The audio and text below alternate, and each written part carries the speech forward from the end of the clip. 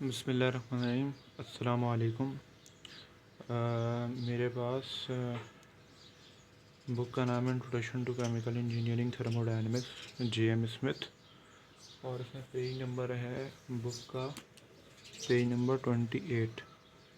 ठीक है, इसकी एग्जाम्पल नंबर है 2.1 और क्वेश्चन को कॉपी कर लेना भाई सब। और मैं चाह रहा था सबका जीसी अल्लाह करे निकल जाए। अच्छा, अब हमारे पास जीसी का मेन पार्ट है फिज़िकल, और फिज़िकल केमिस्ट्री में पहला ये वाला न्यूमेरिकल एग्जांपल के तौर पे दिया हुआ है। बुक में सॉल्व्ड है, लेकिन बहुत सारे स्टेप्स में नहीं दिखाते तो समझ में ही नहीं आता। तो अब इस वाले को मैं सॉल्व करवा रहा हूँ डायरेक्ट। क्वेश्चन कॉपी नहीं करूँगा, क्वेश्चन में डायरेक्ट पहले समझा दूँगा और उसके बाद मैं सॉल्यूशन समझा दूँगा। ठीक है, तो स्टार्ट करता हूँ। अब ये जो क्वेश्चन है ना, इसमें हमारे पास सिचुएशन ऐसी है कि हमारे पास एक रिवर है, और वो रिवर कौन सा है? वो नाइग्रा रिवर है। ठीक है, और नाइग्रा रिवर में काम ये हो रहा है कि ना मतलब उसमें दो कंट्रीज़ का नाम है बेसिकली। मैं क्वेश्चन पढ़ता हूँ, क्वेश्चन पढ़ के फिर समझ में आ जाएगा। अब यहाँ पे केस ऐसा है कि एक है the Niagara river separating the United States from Canada. अब भाई सपोज़ करो कि भाई हमारे पास एक तरफ है यूएस और एक तरफ है कनाडा। ठीक है, एक तरफ यूएस है, एक तरफ कनाडा है। अब हमारे पास एक समझ लो कि इंक्लाइनेशन में ना, देखिए काम यहाँ पे ये करते हैं कि एक तरफ यूएस है, एक तरफ कनाडा है। ठीक है, अब एक तरफ को ना लेक एरी बोल देते हैं। अभी बताता हूँ क्वेश्चन में सिचुएशन क्या है। और एक है हमारे पास लेक ओंटारियो। हमें कह रहा है कि जो लेक है हमारे पास, जो नाइग्रा रिवर है, ठीक है, उसमें कंडीशन ये है कि दो कंट्रीज़ हैं, एक है यूएसए और एक है कनाडा। ठीक है, उसमें कंडीशन कुछ इस तरीके से है कि हमारे पास इंक्लाइनेशन में, ठीक है, लेक ओंटारियो को यूएस को कनाडा से सेपरेट करता है। यानी कि मिसाल एक लेक यहाँ पर है, एक लेक यहाँ पर है, दोनों के नाम है।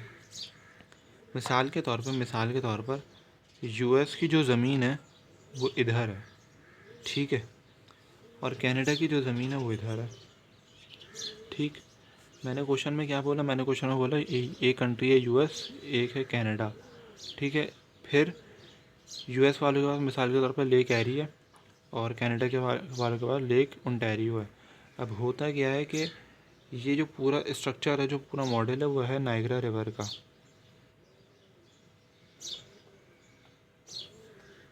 नाइग्रा रिवर का, ठीक। अब क्या है कि इंक्लाइनेशन में इस तरीके से पानी बह रहा है, और ये जो पानी बहना है ना, ये यूएस को कनाडा से सेपरेट कर रहा है, अलग कर रहा है। ठीक है,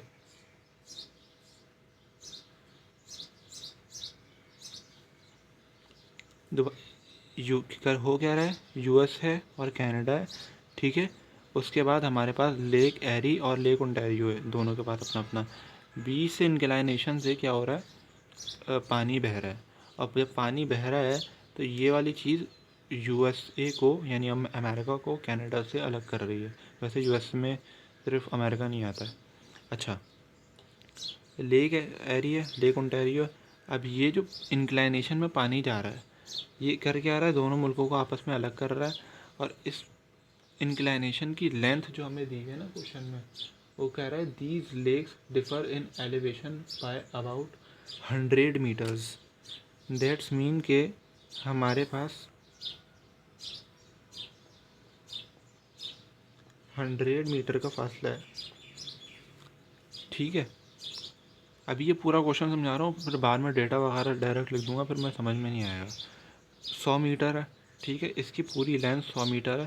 अब एक बात जहन में आती है हमारे पास कि ना, यहाँ पर कोई ना कोई एंगल भी तो होगा, या कोई ना कोई एंगल होगा। अब वो एंगल क्या यूज़ होगा? तो यहाँ पर उसका यूसेज कोई भी नहीं है, लिहाजा एंगल भी क्वेश्चन में हमें गिवन नहीं है, ठीक है, उसका कोई काम नहीं होगा। तो हमारे पास ये इसकी पूरी इंक्लाइनेशन की जो लेंथ है वो हमें क्वेश्चन में गिवन है। अब क्या है, अब आगे पढ़ते हैं। Most of this drop occurs over Niagara Falls in the rapid just above and below the falls, creating natural opportunity for hydro electric power generation. अब यहाँ पर ऐसा होता है कि जब पानी गिर रहा है ना, पानी की पोटेंशियल एनर्जी इतनी होती है कि जब वहाँ पर अगर कोई टरबाइन टाइप प्लांट लगा दिया जाता है तो उसमें होता ये है कि हाइड्रो इलेक्ट्रिक पावर जनरेशन होती है, ठीक है, यानी इलेक्ट्रिसिटी की प्रोडक्शन होती है। तो वहाँ पर एक पावर प्लांट है रॉबर्ट मॉसिस के नाम से, वो क्वेश्चन में शायद आगे दिया, हाँ क्वेश्चन में आगे दिया हुआ है, the Robert Moses hydro electric power plant draws water from the river. तो यहाँ पे कह रहे हैं कि एक वहाँ पे एक बना दिया गया है, अब मुझे नहीं पता रियल में बनाया गया या सिर्फ आइडियली हो रहा है काम। तो मिसाल के तौर पे यहाँ पे एक पावर प्लांट बना दिया गया, उसका नाम है रॉबर्ट मॉसिस, ठीक है। अब रॉबर्ट मॉसिस पावर प्लांट बनाया गया, वो क्या कर रहा है, इलेक्ट्रिसिटी जनरेट कर रहा है। अब यहाँ पर पहली चीज़ ये है कि ये जब गिर रहा है, पानी गिर रहा है ना, पानी क्यों गिर रहा है, ग्रेविटी वजह से गिर रहा है। तो यहाँ पे कुछ ना कुछ ग्रेविटेशनल पोटेंशियल एनर्जी होगी पानी के गिरने की, ठीक है। जब ये पानी गिर रहा होगा तो कुछ ना कुछ जीपीई से गिर रहा होगा, ना ग्रेविटेशनल पोटेंशियल एनर्जी से गिर रहा होगा, वो एक ख़ास होगी, ठीक है, वो अब निकालेंगे। उसके बाद क्या कह रहा है आगे हमारे पास कि ना, जो रॉबर्ट मॉसिस है वो पूरी बात दी हुई है। अब कह रहे हैं it has a peak capacity of 2.3 exponent 1 2 3 4 5 6 5 बनेगी 2.3 एक्सपोनेंट 5, ठीक है, यानी कि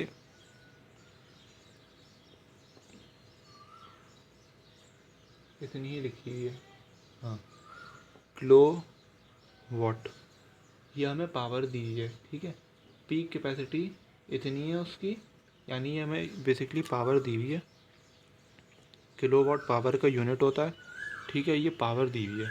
अब इस पावर का क्या काम है, अभी वो क्वेश्चन में आगे समझ में आ जाएगा, थोड़ा थोड़ा करके समझ में आएगा।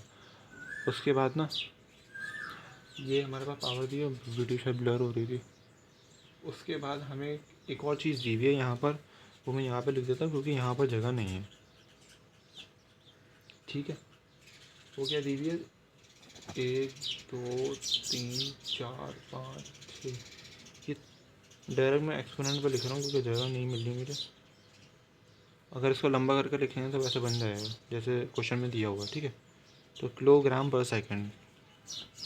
अब कह रहा है कि ये कि वाटर का जो मैक्सिमम फ्लो है ना वो इतना है, यानी कि तकरीबन मेरे ख्याल से भाई लैक में जाएगा तो 3.1 एक्सपोनेंट 6 किलो का पानी 1 सेकंड में गिर रहा है, यानी ये जो इंक्लाइनेशन में पानी जा रहा है वो 3.1 किलोग्राम पर सेकंड जा रहा है, यानी कि ये फ़्लो रेट दिया हुआ है, यानी इतने टाइम के हिसाब से इतना पानी फ़्लो कर रहा है, तो ये फ़्लो रेट दिया हुआ है हमें, ठीक है।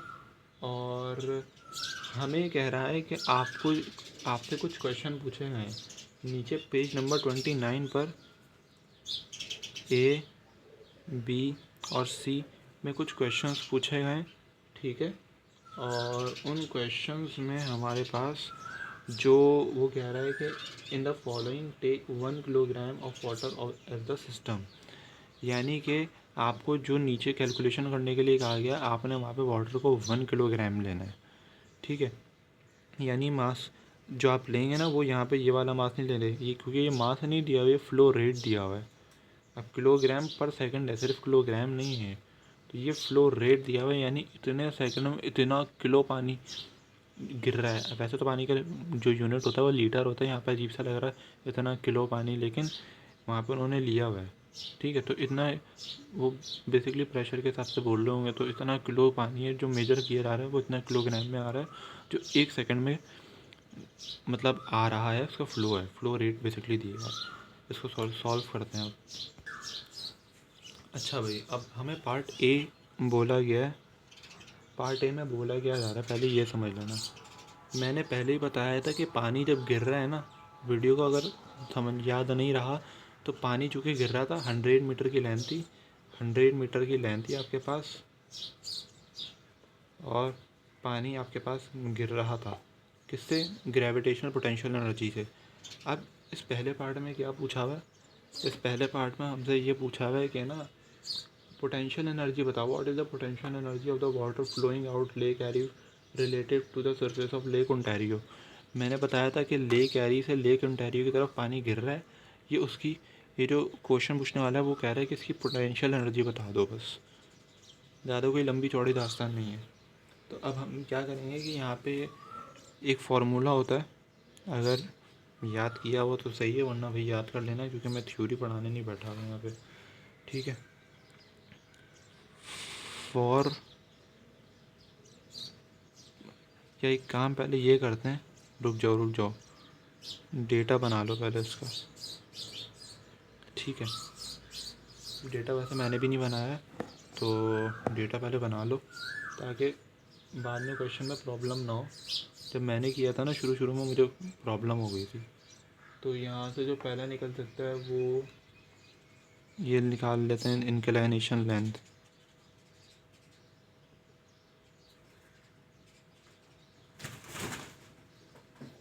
इंक्लिनेशन लेंथ, और ये है हमारे पास 100 मीटर। उसके बाद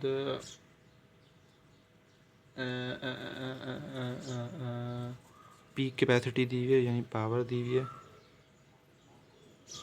लेकिन ये किस पर है? एट पीक है। और ये कितनी दी हुई है? 1 2 3 4 5 6। यार मैं ऐसे पूरा लिख देता हूँ, ठीक है। 1 2 3 4 5 6 6, ठीक है ना। अब यहाँ पे एक काम ये करते हैं, फ्लो रेट भी हमें दिया हुआ है, कितना है फ्लो रेट? 3.1 एक्सपोनेंट 6। और फॉर सॉल्विंग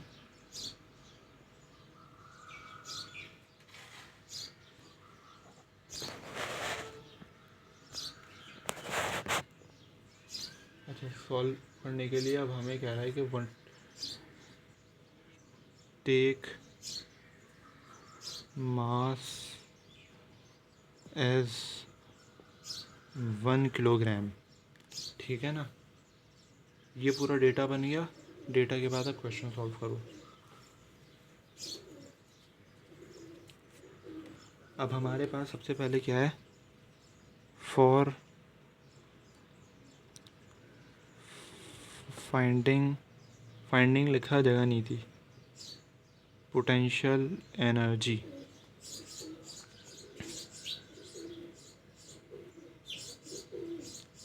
तो इसका एक सिंपल सा फॉर्मूला है mgh, ठीक है। तो ग्रेविटेशनल पोटेंशियल एनर्जी, अब मास हमें कहा गया था कि 1 किलो लेना है, अपनी मर्ज़ी से वो वाला मास उठा के नहीं ले लेंगे, वो जो 2.3 एक्सपोनेंट 6 दिया हुआ है, ठीक है, वो नहीं लेना है हमें। तो मास ले लिया 1 किलो, ग्रेविटी की वैल्यू होती है 9.8, और हाइट, अब जो हाइट है ना वो इंक्लाइनेशन वाली है, तो यहाँ पे उसकी जो वैल्यू आई है वो 100 आ जाएगी। तो इसको हटा देते हैं, इसको ले ना लें कोई फ़र्क नहीं पड़ता। तो ये मेरे पास आ जाएगा 980।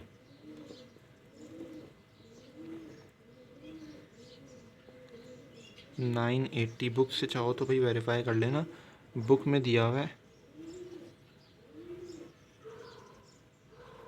981 जूल्स, और इसलिए दिया हुआ है क्योंकि उन्होंने ग्रेविटी की जो वैल्यू ली है वो 9.81 ली है, ठीक है। तो मैंने सिर्फ 9.8 लिया, जब 9.8 100 से मल्टीप्लाई होगा तो 980 देगा, लेकिन अगर 9.81 100 से मल्टीप्लाई होगा तो 981 देगा, ठीक है। यहाँ पे 981 इन्होंने वैल्यू ले ली और यहाँ पे मैंने क्या किया, पार्ट ए मालूम कर लिया। अच्छा, पार्ट बी में कह रहा है कि एट पीक कैपेसिटी, यानी पीक कैपेसिटी पर हमारे पास what fraction of this potential energy is converted to electrical energy in the Robert Moses power plant. यानी कि कह रहा है कि आपके पास कितनी पोटेंशियल एनर्जी जो है वो कन्वर्ट हो गई है इलेक्ट्रिकल में, उसका आप रेशो बताएं, रेशो पूछा हुआ बेसिकली। अब हमारे पास यहाँ पर है एनर्जी और पावर अपॉन फ्लो रेट हो जाएगा। ये एक फार्मूला है, ठीक है, इसको चाहो तो याद कर लेना, अगर याद हो तो बहुत अच्छी बात है। उसके बाद हमारे पास पावर भी दी हुई है, फ्लो रेट भी दिया हुआ है, ठीक है। पावर क्या है, 2.3 है, एक्सपोनेंट 6, पावर 2.3 है ना, हाँ। उसके बाद 3.1 हमारे पास फ्लो रेट है। फ्लो रेट मैंने समझाया था भाई, मैं चाहूँ तो मैं 3 मिनट में पूरा क्वेश्चन ही कर दूँ, लेकिन चीज़ समझ नहीं आएगी, कुछ समझ में नहीं आएगा फ़ायदा, क्योंकि ये क्वेश्चन थोड़ा सा ना समझने के लिहाज से मुश्किल था, करने के लिहाज से तो मुश्किल नहीं है, समझ में आ गया फिर बहुत आसान है। वरना 2.7, 2.5, 2.8 ये मुश्किल है, ठीक है। तो ये मेरे पास हो जाएगा 0.741 हो जाएगा। कैलकुलेशन में 19-20 हो सकती है थोड़ी सी, लेकिन बहुत ज़्यादा नहीं होगी। 1 का 2 हो जाएगा, 2 का 1 हो जाएगा, इस तरीके से। तो 0.741 आ गया मेरे पास, ठीक है। अब जो मेरे पास ये बनेगा, तो ये जो बनेगा हमारे पास, अब हमारे पास किलो वॉट, ठीक है, बुक में हमारे पास किलो वॉट दिया हुआ है, सेकेंड किलोग्राम इनवर्स, ठीक है। अब किलो है हमारे पास, ठीक है, तो किलो का मतलब होता है एक्सपोनेंट 3। अगर मैं 0.742 को एक्सपोनेंट 3 से मल्टीप्लाई कराऊंगा तो ये मुझे 742 देगा। और पूरी जब यूनिट कन्वर्जन कराऊंगा मैं, तो मेरे पास कुछ ऐसा आंसर बनेगा। यूनिट कन्वर्जन का टाइम मेरे पास है नहीं, 741 जूल्स, और ये मेरे पास आ जाएगा किलोग्राम इनवर्स, ठीक है। बुक में 742 दिया हुआ है, वही बात कह रहा हूँ कि यहाँ पे हल्का फुल्का हो सकता है, क्योंकि इस वक्त मैं कैलकुलेटर यूज़ नहीं कर रहा, ठीक, मैं दिमाग से कैलकुलेशन कर रहा था इसकी। तो 741 जूल्स किलोग्राम इनवर्स आ गया हमारे पास answer, basically 741 joules per kilogram, ठीक है। अब हमारे पास आखिरी पार्ट है इसका, और आखिरी पार्ट थोड़ा सा समझने में ना टिपिकल है। आखिरी पार्ट में क्या कह रहा है, कहता है कि अगर जो मतलब पानी जो गिर रहा है हमारे पास, उसकी ना हमारे पास इनिशियल स्टेट में ना ही फाइनल स्टेट में हीट और वो चेंज नहीं हो रही, मतलब कि सेम है। तो हमारे पास बेसिकली जो उसमें अंदर का हीट चेंज हो रहा है वो कितना आ रहा है, और आया कि वो इसमें हीट जा रही है या उसमें हीट यानी एक्सोथर्मिक रिएक्शन हो रहा है, यानी मिसाल के तौर पे उसमें से हीट निकल रही है या उसमें हीट जा रही है, ये कैलकुलेट करना है। और कैलकुलेट करने के बाद साइन से हमें पता चल जाएगा कि आया कि हीट निकल रही है या हीट जा रही है। भाई मादर डिस्टर्बेंस के लिए वीडियो में बार बार, क्योंकि ना मैं सुबह के 6 बजे के टाइम वीडियो बना रहा हूँ और बार बार कबूतर आया जा रहा है। अच्छा, उसके बाद हम यहाँ पर first law of thermodynamics apply करेंगे। फर्स्ट लॉ ऑफ थर्मोडायनामिक्स, ठीक है। अब Q is equals to delta E plus W, यही होता है ना कि हीट देते हैं, फिर चेंज इन इंटरनल एनर्जी होता है, फिर वर्क डन होता है, ऐसे ही है, ठीक। हमारे पास जो आया है इंटरनल एनर्जी का चेंज जो आया वो 980 आया था और ये माइनस में ले रहा हूँ। और मेरे पास वर्क डन जो निकला है, वर्क डन मेरे पास कितना निकला था, 742 जूल्स निकला है। ठीक है, -980 + 742 जूल्स, तो मेरे पास आंसर आ जाएगा माइनस का 242 आएगा शायद, नहीं 239 आएगा, 239 जूल्स। और अब यहाँ पर जो हमारे पास एक स्टेटमेंट आएगी कंक्लूजन के तौर पे,